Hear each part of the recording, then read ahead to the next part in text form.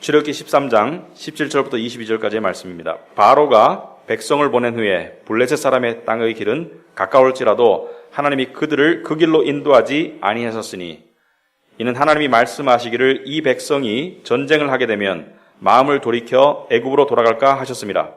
그러므로 하나님이 홍해의 광야길로 돌려 백성을 인도하시매 이스라엘 자손이 애굽 땅에서 대열을 지어 나올 때에 모세가 요셉의 유고를 가졌으니 이는 요셉이 이스라엘 자손으로 단단히 맹세하게 하여 이르기를 하나님이 반드시 너희를 찾아오시리니 너희는 내 유고를 여기서 가지고 나가라 하였음이더라.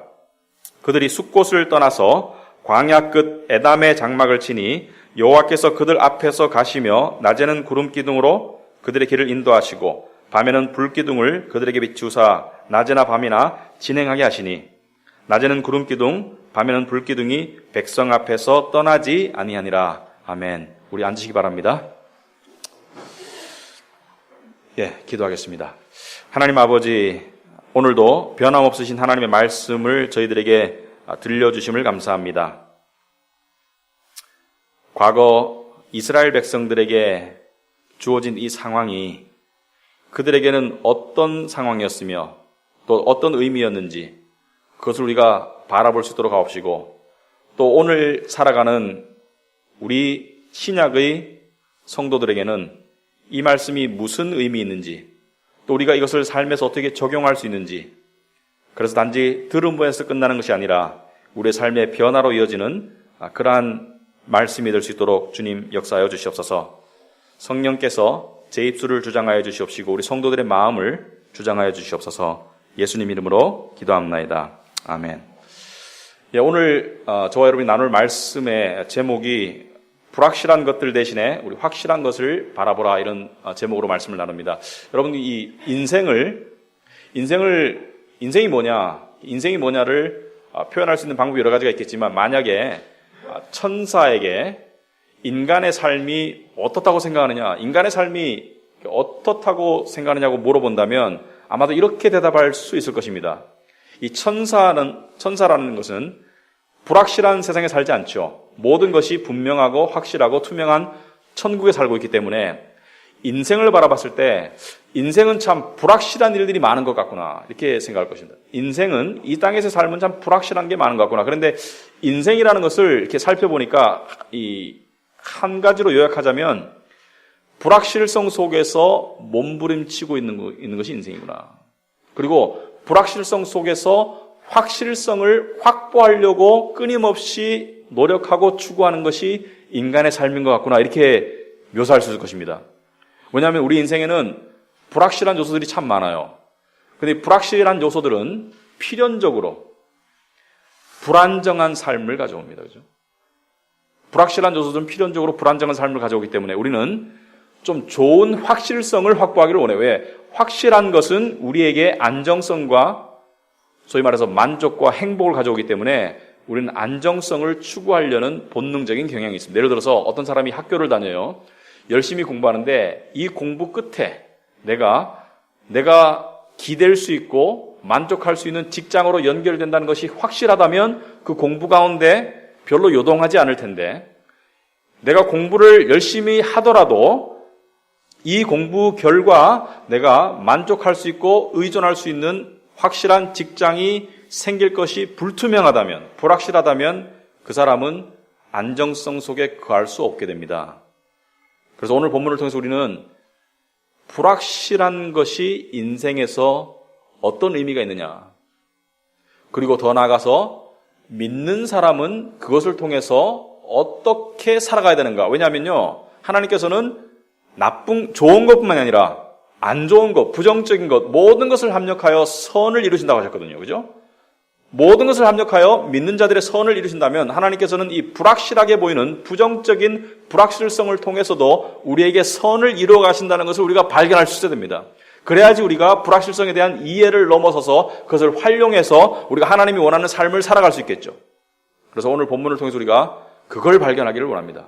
자, 오늘 본문은 이 출애굽기에서 가장 핵심적인 사건이 한 두세 개 됩니다. 예를 들어서 처음에 가장 핵심적인 사건은 장자의 죽음. 10번째 재앙이죠. 지난번에 살펴보았던 애굽의 모든 집안의 바로 왕부터 모든 이 종의 집안 그리고 가축에 이르기까지 모든 집안의 남자 첫 아이가 죽임을 당합니다. 장자의 죽음.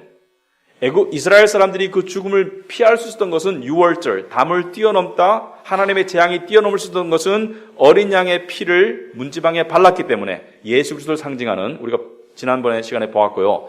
그 다음에 두 번째로 중요한 사건은 홍해를 건너는 것이죠. 홍해를 건너는 것이 아마 가장 클라이맥스의 사건일 것입니다. 그리고 세 번째가 가나안 땅에 들어간다고 보면 자, 홍해를 건너는 사건.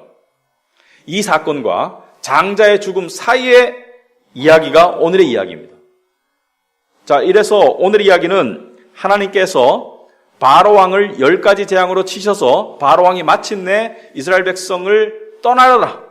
그냥 떠나라가 아니라 빨리 떠나라. 왜? 더 머물다가는 우리에게 더 큰 재앙이 내릴지 모르니까 빨리 떠나라. 장자가 죽었으니까 굉장히 두렵고 굉장히 참담하죠. 빨리 떠나라. 그래서 모세를 통해서 이스라엘 백성들이 지금 길을 떠나는 장면입니다.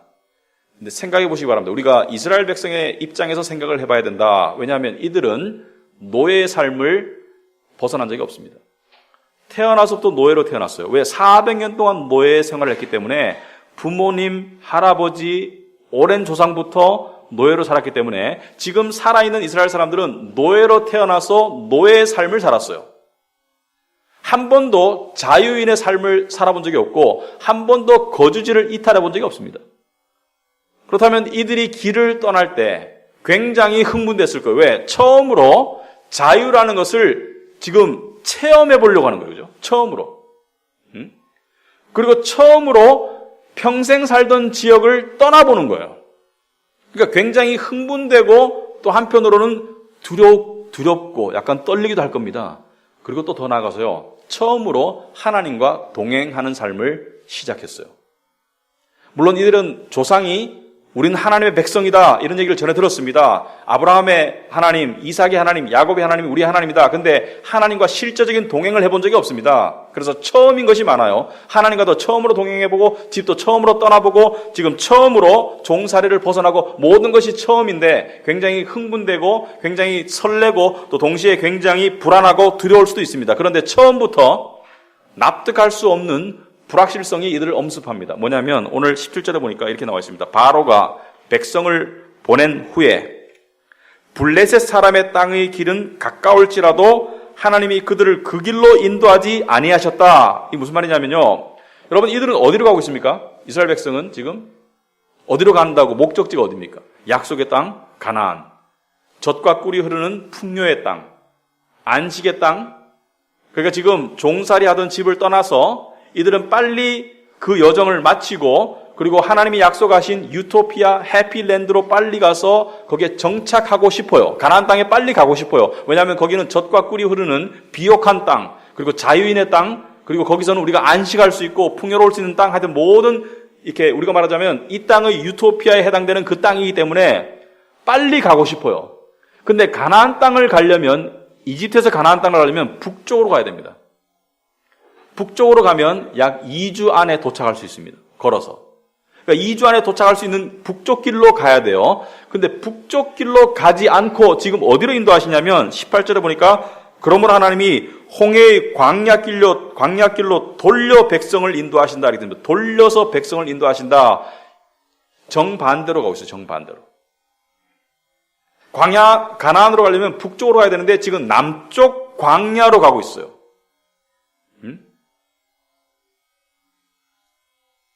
근데 왜 그렇습니까? 그 이유를 17절 중반에 이렇게 말씀하고 있습니다. 하나님께서 말씀하시기를 이 백성이 전쟁을 하게 되면 마음을 돌이켜 애굽으로 돌아갈까 하셨습니다. 하나님은 남쪽으로 인도하시는 이유가 있는데 그 중에 하나가 이 백성이 전쟁을 하게 되면 블레셋은 팔레스타인 사람과 전쟁을 하게 되면 거기에 기겁해서 다시 애굽으로 돌아갈까 봐 남쪽으로 인도하신다. 그리고 또 다른 이유들이 앞으로 나옵니다만은 이 이유를 이스라엘 사람들에게 설명하셨나요? 아니요. 우리는 알 수 있어요. 왜? 성경 말씀이 전하기 때문에. 그렇지만 이스라엘 사람들은 설명 들은 적이 없습니다. 여러분 우리가 살 때 불확실성에 대한 여러 가지 이유나 그 하나님의 인도하심을 설명 듣지 못할 때가 많아요. 우리는 이 길로 가야 되는 것 같은데 하나님께서 우리의 인생을 정반대로 인도하실 때가 있습니까? 없습니까? 그럴 때 하나님이 설명하시던가요? 내가 왜 너를 이 길이 아니고 이 길로 인도하냐면 전혀 설명이 없습니다. 설명 안 하세요, 하나님이. 이 하나님 특징 중에 하나예요. 하나님은 설명 안 하세요. 그냥 인도하세요. 사실 이스라엘 사람들은 그런 적이 여러 번 있습니다. 돌아가려고. 그러니까 믿음의 길이 힘드니까 이게 무서우니까 돌아가려고 한 적이 여러 번 있어요. 예를 들어서 이 가나안 땅에 언제 도착하냐면요. 다음 해, 약 1년 뒤에 가나안 땅에 도착해요. 근데 가나안 땅 입구에서 가나안 땅에 들어가는데 몇 년 걸렸습니까? 39년 걸렸어요. 왜? 40년 동안 광야에 있었기 때문에. 그러니까 가나안 땅까지는 1년 만에 가게 됩니다. 그런데 왜 가나안 땅에 못 들어갔습니까? 왜냐하면 불신앙 때문에 못 들어갔습니다. 왜? 이들이 어떻게 했냐면 말이죠. 각 12지파에서 한 명씩 뽑아서 스파이를 가나안 땅에 보내요. 가나안 땅을 들어가기 전에 가서 한번 살펴봐라. 근데 돌아와가지고 대다수가 10명이 이렇게 말합니다. 가보니까 비옥한 땅은 맞더라. 그러니까 포도송이가 엄청 크고 굉장히 풍성한 땅은 맞는데 거기 사람들은 다 거인이야. 우리는 그 앞에 메뚜기 같아. 그러니까 우리가 도저히 이길 수 없으니까 어떻게 말해요? 돌아가자.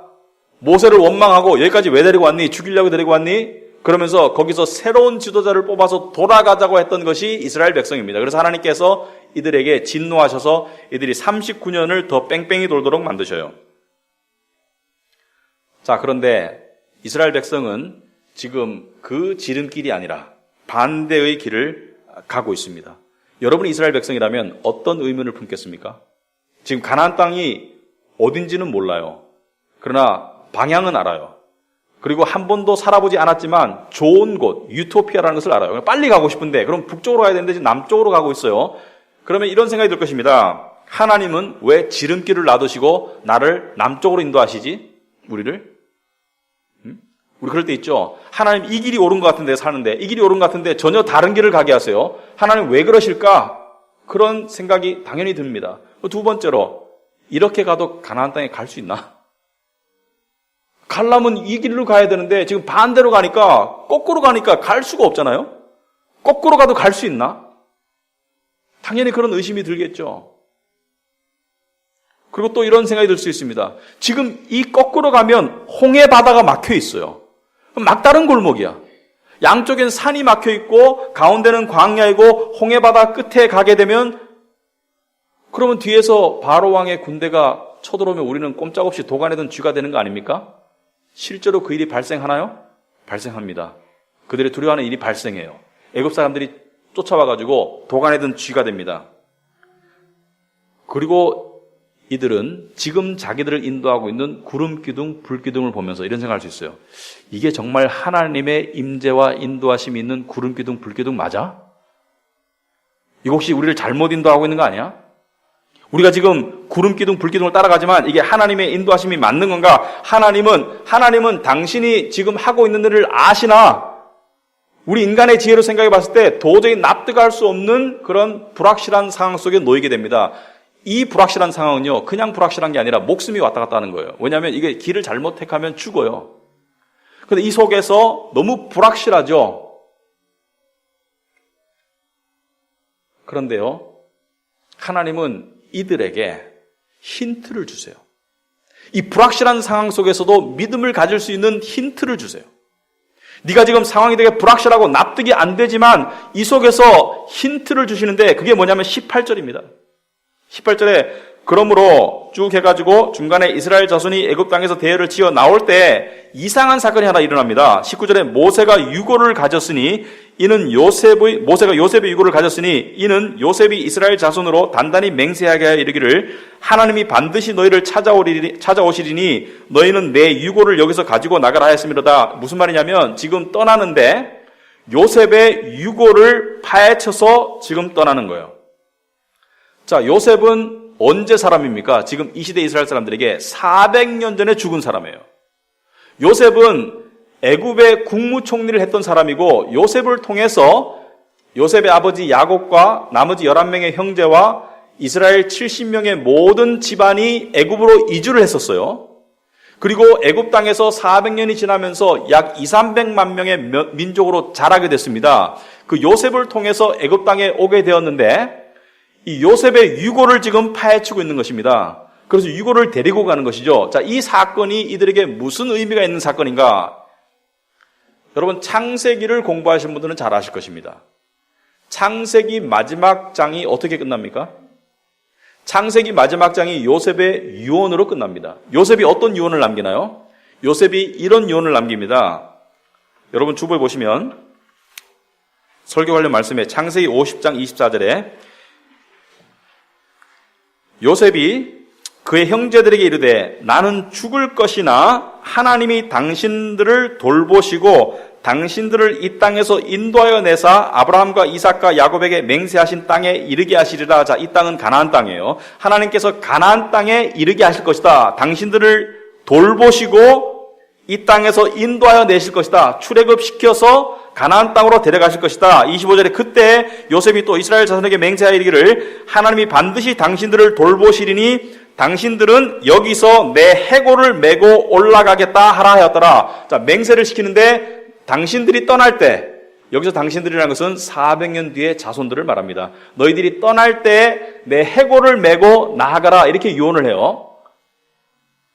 자, 성경은요, 굉장히 놀랍습니다. 뭐냐면, 철저하게 예언과 성취, 약속과 성취로 되어 있어요. 그러니까 성경을 읽어보면 일관성이 있죠. 자, 요셉은 이 이야기를 죽으면서 즉흥적으로 했는가? 이 유언을 그냥 죽으면서 자기 생각에 따라 했는가? 아니에요. 이 유언을 한 이유는 요셉이 하나님의 약속을 믿었기 때문에 이 유언을 한 것입니다. 약속에 따라서. 그렇다면 어떤 약속을 믿었는가? 요셉은요, 자기 증조부 할아버지 아브라함에게 하신 하나님의 언약의 약속을 믿었었어요. 그러므로 그 약속에 따라서 자손들에게 명령한 겁니다. 그럼 그 약속이 뭐예요? 그 약속이 아브라함이 아직 아들이 없었을 때 하나님께 내게 자식이 없는데 어떻게 민족을 이루겠습니까? 징표를 보여주세요. 그럴 때 하나님께서 아브라함과 언약식을 하시면서 그때 하신 약속의 말씀이 창세기 15장에 나와 있는 말씀인데요. 여러분 주보에 보시면 나와 있습니다. 창세기 15장 13절 14절에 이런 말씀이 있습니다.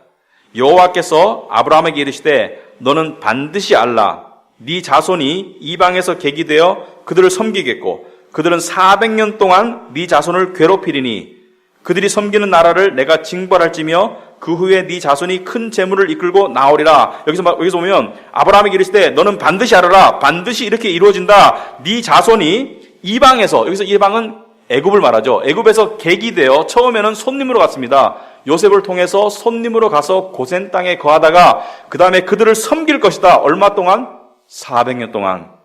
그들은 400년 동안 네 자손을 괴롭히리니 그들이 섬기는 나라를 내가 징벌할지며 무엇으로 징벌했습니까? 10가지 재앙으로.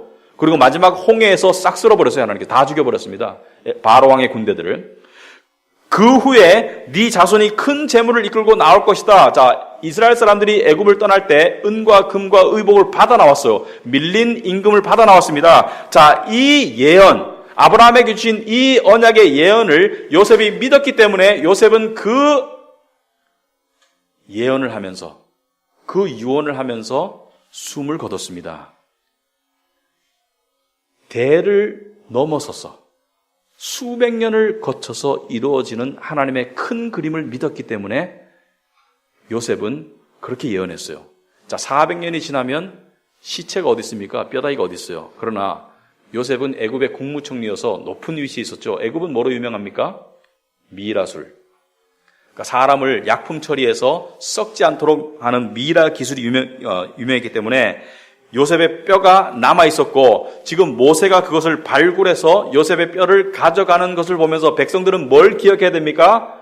아, 하나님은 계획대로 움직이시는구나. 그리고 하나님은 당신의 백성을 향한 계획을 가지고 계시고 그 계획을 반드시 실천하는 분이구나. 이걸 깨달았어야 돼요.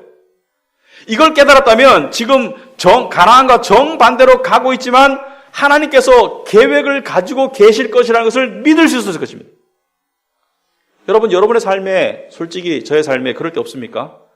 이쪽으로 가야 되는데 하나님께서 저쪽으로 가게 하세요. 그리고 저쪽으로 가다 보면 도저히 이 일이 이루어질 수 없는데, 그러니까 생각이 복잡하죠. 나의 생각과 나의 이해와 정반대되는 상황이 발생될 때가 참 많아요. 그런데 하나님께서 뭐라 그러세요? 나는 너를 향한 계획을 가지고 있다. 그 계획에 따라 너의 삶을 인도하고 있고, 잘 들으시기 바랍니다. 우리를 향한 하나님의 계획은 가장 좋은 계획입니다. 왜냐하면 하나님은 우리보다 더 잘 아시고, 우리가 우리를 사랑하보다 더 사랑하시기 때문에, 우리를 누구보다도 사랑하시기 때문에 우리를 향한 계획은 가장 좋은 계획이에요. 그 계획에 따라서 우리를 인도하시는 분이 하나님이다. 이것을 우리가 깨달을 수 있어야 됩니다. 이것을 이스라엘 백성들이 깨달을 수 있어야 돼요.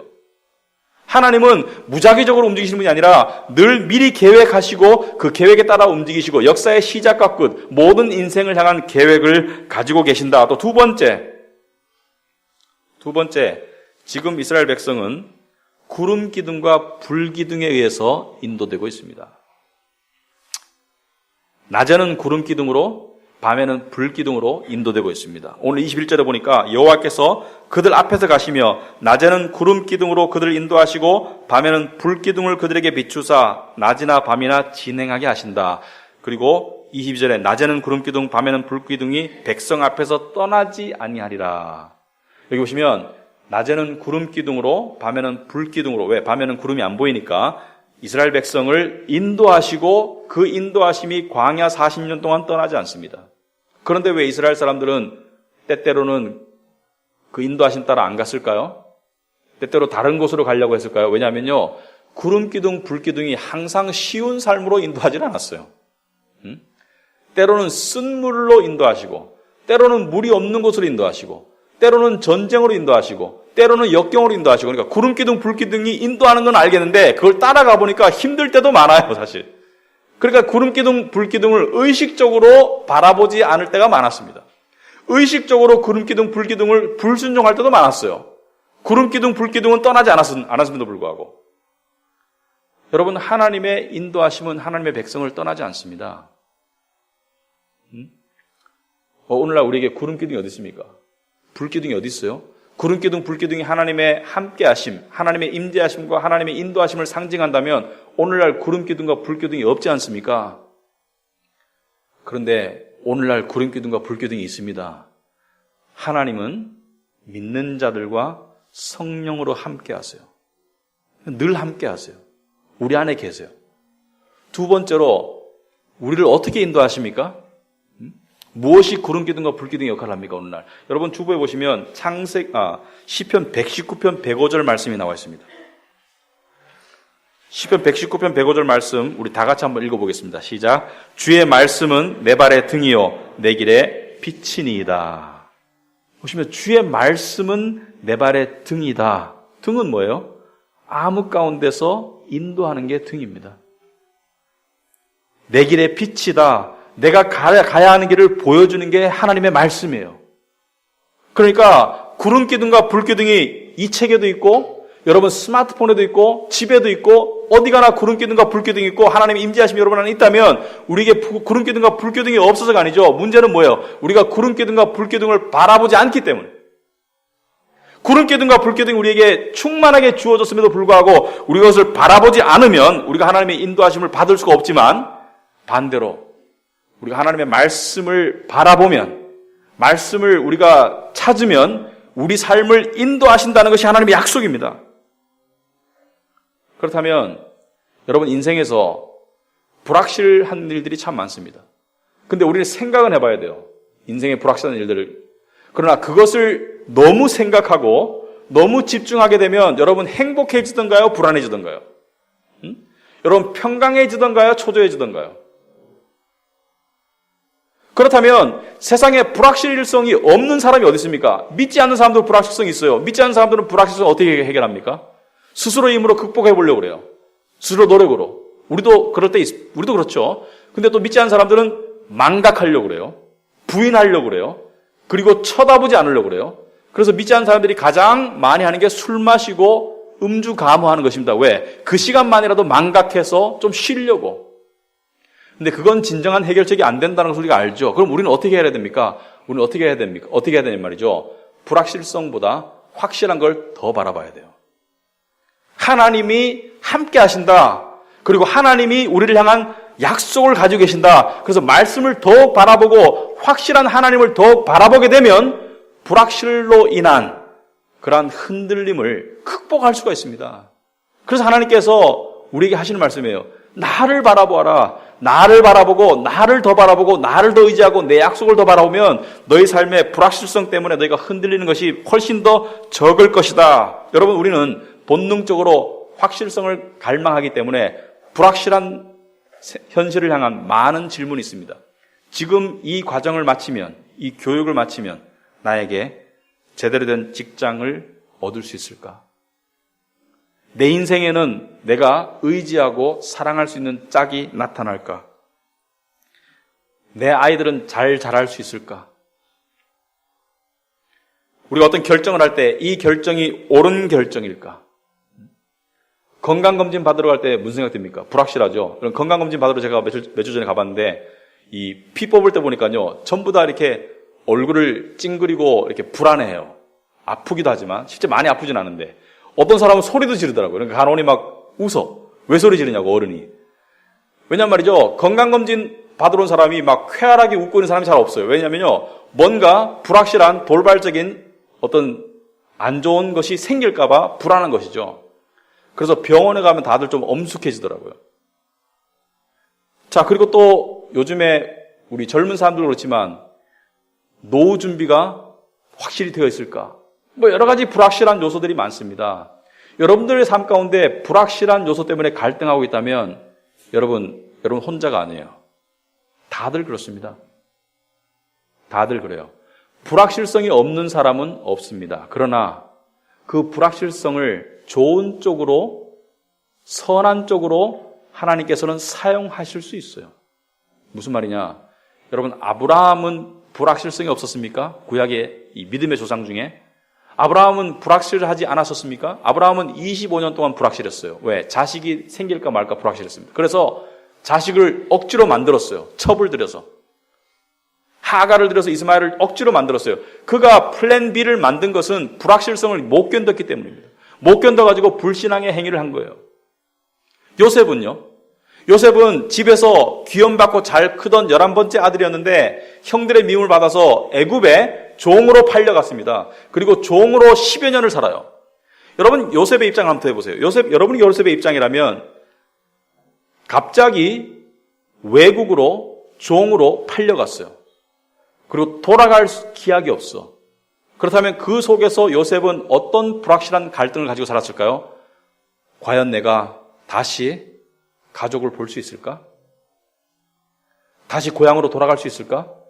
그렇게 불확실성 속에 살던 요셉이 감옥까지 갑니다. 자기 주인의 아내를 성폭행하려고 했다는 그 누명을 뒤집어쓰고 감옥에 가요. 보디발의 아내를. 그래서 감옥에서 누명을 뒤집어쓰고 있는데 여러분, 옛날에 노예는요, 사람 취급 안 받습니다. 특히나 주인의 아내를 성폭행하려고 했다면은 사형이 적합한 처벌이었어요. 그런데 왜 요셉은 사형을 면했느냐? 여러 가지 추측이 가능하지만 아마 보디발이 믿지 않았던 것 같아요. 내 아내가 거짓말하고 있다는 것을 생각했던 것 같아요. 그랬든지 약간의 요셉이 감옥에 들어가가지고 2년 이상을 보냅니다. 그 중에서 요셉이 어떤 불확실성 속에 살았을까요? 나에게 내일이 있을까? 감옥에서 나아갈 수 있을까? 이건 둘째치고 나에게 내일이 존재할까? 모세는요. 모세는 40년 동안 애굽에서 왕자로 살았습니다. 세상에서 가장 강한 나라의 로얄 패밀리로 살았어요. 그러다가 40살이 되었을 때 미디안 광야로 쫓겨나서 도망가서 거기서 뭐로 살았습니까? 목동으로, 양치기로. 언제까지? 80살 될 때까지. 여러분, 40살에서 80살이면 인생의 프라임 타임을, 황금기를 전부 목동으로 살았는데, 여러분, 목동으로 태어났으면 이야기가 틀려요. 근데 전직이 뭐예요? 전의 신분이 왕자가 목동으로 40년 산, 여러분 이해 못합니다, 이거. 그 답답함 이해 못해요. 처음에는 기다렸을 것입니다. 혹시 바로왕이 전령을 보내서 용서해 줄 테니까 왕자야 돌아와라. 처음에는 돌아갈 희망을 가졌을지 몰라요. 그런데 10년 지나고 20년 지나고 모세는 이런 생각을 했을 겁니다. 이런 불확실한 갈등을 가졌을 거예요. 과연 내 인생은 이렇게 종치는 건가? 과연 내 인생에 내가 납득할 수 있는 의미 있는 미래는 존재할 수 있을까? 그런데요, 이 모든 사람들의 특징이 있습니다. 이 모든 사람들, 아브라함과 요셉과 모세, 심지어 다윗 왕, 모든 사람들의 특징이 있는데요. 그 불확실성 속에서 스스로 나온 사람은 아무도 없습니다. 어떤 불확실성은 인간의 노력으로 돼요. 작은 것들. 그러나 운명적인 불확실성 속에서 스스로 나온 사람은 없습니다. 다 하나님이 끄집어내 주셨어요. 하나님이 약속을 지켜주심으로 끄집어내 주셨고, 모세는요 80살이 되어서 그 불확실성 속에서 나올 수 있으리라 기대 안 했었습니다. 하나님이 호렙산에서 갑자기 나타나셨어요. 하나님의 때에 나타나셔서 그를 구원하신 것이죠. 그러므로 불확실성 속에서 이들은 무엇을 길렀는가? 무엇을 길렀습니까? 사람이 겸손해지고 단순해지고 그리고 하나님을 바라보는 인간이 되어갑니다. 아멘. 여러분, 불확실성 속에서 우리는 인간이 나약하고 무능한 존재라는 것을 깨달아가는 거예요. 세상 속에서 내 운명은 내가 개척해, 나는 돈 잘 벌어, 나는 성공해, 그런 사람들의 까불거림은 진정한 불확실성을 인정하지 못하는 동물적인 미련한 삶의 결과입니다. 인생의 진정한 불확실성은 어느 누구도 빠져나올 수 없습니다. 그것을 미리 깨닫느냐, 나중에 덜컥 깨닫느냐 차이일 뿐이지 인생의 불확실성을 스스로 깨우쳐 있는 사람은 없습니다. 그런데 이들에게 공통점이 있어요. 이 믿음의 조상들, 아브라함이나 요셉이나 모세나 다윗 왕도 불확실했어요. 왜? 사무엘로부터 왕으로 기름 부음을 받고 난 다음에 왕이 되지 못하고 사울 왕의 살해 위협 때문에 계속해서 외국으로 떠돌아다녔습니다. 팔레스타인 지역으로 계속 떠돌아다니면서 언제 왕이 될지 돌아갈지 몰랐어요. 불확실했어요. 그런 삶 가운데 이들이 뭘 깨달았습니까? 불확실성 속에서 확실하신 하나님을 바라보는 믿음이 길러졌어요. 그리고 이들은 불확실한 것을 바라보지 않을 거야. 확실하신 하나님의 약속을 바라볼 거야. 하나님을 바라볼 거야. 이걸 깨달았습니다. 그래서 그걸 깨닫고 난 다음에 이들이 말년에 쓴 주옥 같은 성경 중에 하나가 무엇입니까? 바로 시편 23편입니다. 오늘 읽었던. 다시 한번 보겠습니다. 여러분 주보 처음 보시면 다윗 왕이 이런 고백을 하고 있죠. 여호와는 나의 목자시니 내게 부족함이 없으리로다. 그가 나를 푸른 풀밭에 누이시며 쉴 만한 물가로 인도하시는도다. 내 영혼을 소생시키시고 자기 이름을 위하여 의의 길로 인도하시는도다. 아멘. 여호와가 나의 목자시다. 이렇게 깨달았습니다. 그러므로 내가 부족함이 없다. 이거 보통 고백 아닙니다. 여호와가 나의 목자시니까 내가 바랄 게 없다. 바랄 게 왜 없겠어요? 인간적으로는 세상에서. 갖고 싶은 것도 있고 이루고 싶은 것도 있고 벗어나고 싶은 상황도 있고 다 있지만 여호와가 알아서 하실 것이라는 거예요. 때가 되면 하나님이 알아서 하실 거라는 거예요. 그러니까 이들은요, 불확실성 가운데 갇혀 있을 때 쓸데없이 몸부림치는 것을 최소화할 수 있었어요. 그러니까 평강을 더 유지할 수 있었죠. 쓸데없이 몸부림치면서 초조하고 불안하고 화나고 짜증나고 그런 게 아니라 갇혔을 때 갇혀 있는 법을 배웠어요. 그래서 끄집어내줄 때까지 기다릴 수 있는 인내를 길렀습니다. 믿음의 인내를. 여러분 성경 속에서 가장 불확실한 상황 가운데 오래 심각하게 처했던 사람이 욥입니다. 욥. 하루아침에 세상이 거꾸로 바뀌었어요. 욥의 인생에. 그 거꾸로 바뀐 세상에서 언제 벗어날 줄 몰라요. 근데 욥이 뭐라 그랬습니까? 처음에 불평했어요. 불만했어요. 하나님과 따졌어요. 그러다가 이런 고백을 하게 됩니다. 욥기 한 20 몇 장 중에 중반중에 보면은 여호와께서 오른쪽에도 안 계시고 왼쪽을 바라봐도 안 계시고, 그러니까 하나님의 이 임재와 인도하심이 느껴지지도 않는 그 순간에 이렇게 고백합니다. 하지만 그가 나를 단련하신 후에는 내가 정금같이 나올 것이다. 이게 믿음입니다. 그가 나를 단련하고 있구나. 내가 정금같이 나오리라. 세상 사람들은요, 그 속에서 욕하고 짜증나고 술 마시고 망각하고 그 속에서 찌그러지지만 우리는 그 속에서 단련되는 거예요. 뭘로? 정금 같은 믿음으로 단련돼서 나올 것이다. 그러므로 불확실성은 하나님이 당신의 백성의 믿음을 연단하는 데 사용하는 아주 소중한 수단입니다. 아멘. 그걸 믿으시기 바랍니다. 여러분과 저의 삶에 불확실한 상황은요, 하나님이 반드시 들어서시는, 우리를 위해서 들어서시는 소중한 수단이다. 그래서 언제까지? 우리가 하나님과 동행할 때까지요. 우리가 하나님과 동행하는 법을 배울 때까지. 여러분 하나님과 동행하고 있습니까? 저는 하나님과 동행하고 있습니까? 예, 그리고 아니요입니다. 일정 부분 동행하겠죠. 그러나 많은 부분 아니요입니다. 왜냐하면요, 하나님과 동행하는 사람들에게는 특징이 나타납니다. 어떤 경우에는 일찍 죽을 수도 있어요. 하나님과 너무 동행했던 에녹은 하나님이 너무 기뻐서 일찍 데려갔어요. 너무 동행 잘하니까. 오스왈드 체인버스는 이렇게 말했습니다. 하나님과 동행하는 사람의 삶의 특징이 이것이다. 하나님과 정말 동행하는 사람들의 삶에는요, 이런 특징이 나타난답니다. 무엇이냐? 미래에 놓여있는 불확실성에 대해서 관심을 안 가진답니다. 미래에 놓여있는 불확실성에 대해서 관심을 안 가지는 그 경지가 하나님과 동행하는 믿음의 삶이래요. 왜 관심을 안 가집니까? 여기서 관심을 안 가진다는 것은 초조하고 불안하게 생각하지 않는다는 뜻이죠. 왜 그렇습니까? 여호와가 나의 목자이기 때문에. 그가 나를 푸른 풀밭으로 인도하실 것을 믿기 때문에. 그가 내 영혼을 소생시킬 것을 믿기 때문에. 그의 선하심과 인자하심이 정녕 나를 따를 것을 믿기 때문에. 하나님은 그 경지로 우리를 데려가세요. 그러므로 어떤 불확실성 때문에, 어떤 상황 때문에 우리의 평강이, 우리의 자족이 깨어진다? 그럴 때 우리는요, 연단이 이래서 필요하구나. 하나님께 다시 나아가야 됩니다.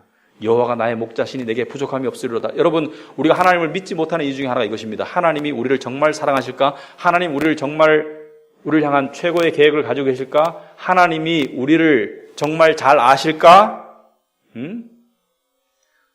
우리는 내가 나를 가장 잘 알고 내가 나의 행복의 조건을 가장 잘 안다고 생각하고 주장할 때가 너무나 많죠.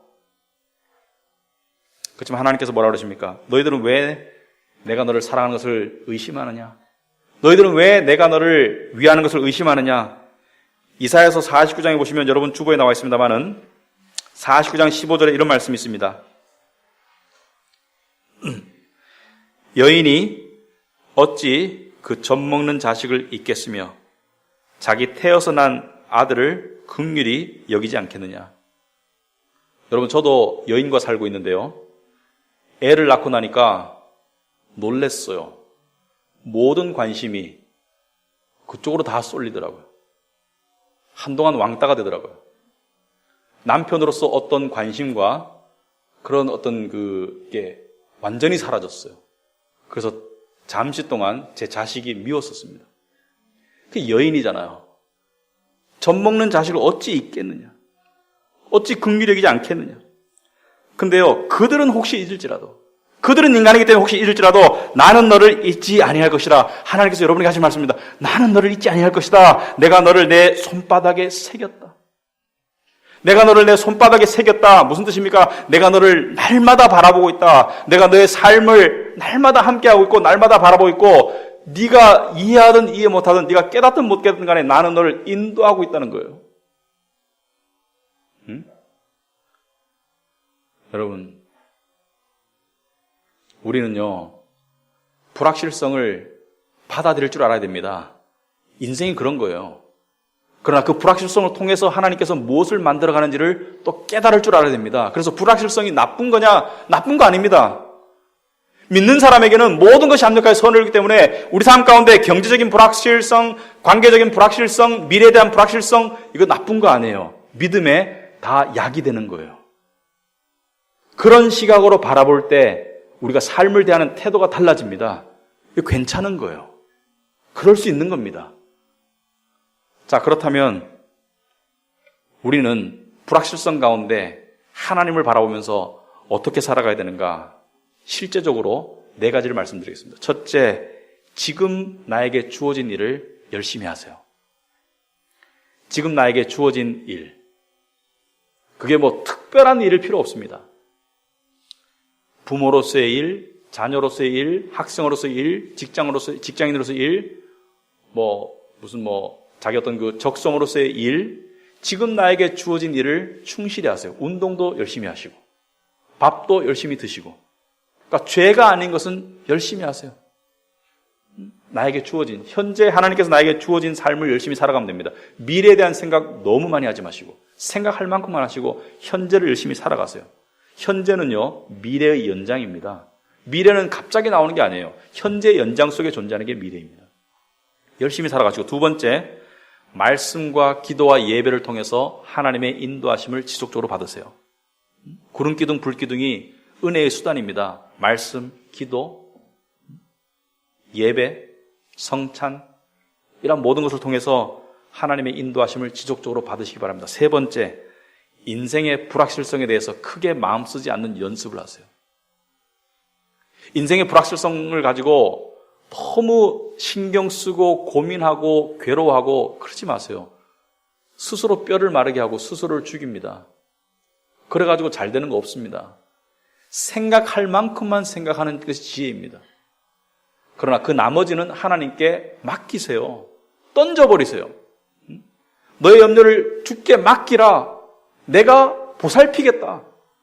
주께 맡기시기 바랍니다. 그게 기도입니다. 기도를 통해서 맡기세요.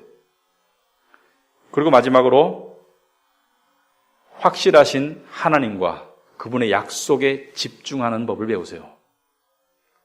여러분, 하나님의 약속은요, 막 개인적으로 네가 내년에 이런 일이 일어날 것이다, 이런 약속은 거의 주어지지 않습니다. 그런 약속은 이단들이 하는 거예요. 그런 약속은 없어요. 주로 큰 약속입니다. 그죠? 내가 너와 함께 할 것이고, 너의 삶을 향한 계획이 있고, 너를 인도할 것이고, 너를 영원한 나의 나라, 천국으로 데려갈 것이다. 이 하나님의 약속의 큰 맥락입니다. 그러므로 하나님의 약속은 우리를 능가하는 거예요. 근데요, 이게 중요합니다. 왜냐하면요, 큰 그림이 고정되어 있잖아요. 큰 그림이 고정되어 있으면 작은 게 조금 왔다 갔다 해도 괜찮아요. 집이라는 큰 게 잘 지어져 있으면 집안에 이렇게 벌레가 조금 있으면 괜찮아요. 그러나 집이 흔들리면 굉장히 흔들리죠. 우리 믿는 사람은 큰 집은 이미 끝났어요. 큰 운명은 다 결정되었어요. 이미 하나님의 자녀가 되었고, 이미 하나님의 백성이 되었고, 큰 그림은 끝났지 않습니까? 큰 그림이 끝났다는 것을 열심히 믿으면 작은 그림 속에서 우리가 좀 불확실해도 지나가면 또 안개 거치듯이 거치겠지. 그리고 먼 훗날 상상해 보시기 바랍니다. 먼 훗날 우리는 하늘나라에 앉아서 우리의 삶을 생각하면서 이렇게 할 거예요. 아, 그때 그랬었구나. 이해가 다 될 날이 올 겁니다. 지금 이해 안 되는 모든 부분들이 이해가 될 날이 와요. 여러분, 이거 아세요? 시간이 지날수록 과거의 일이 이해가 됩니다. 왜 그랬는지. 나에게 왜 그런 불행한 일이 있었는지, 나에게 왜 그런 힘든 일이 있었는지 시간이 지나면 이해가 되는 부분이 상당히 많아요. 그런데 지금은 다 이해 못해요. 지금은 다 이해 못합니다. 그러나 나중에 되면 언젠가 우리가 다 알게 됩니다. 그날이 올 겁니다. 그날까지 여러분과 저는 열심히 주를 바라보고 살 수 있길 바랍니다. 기도하겠습니다.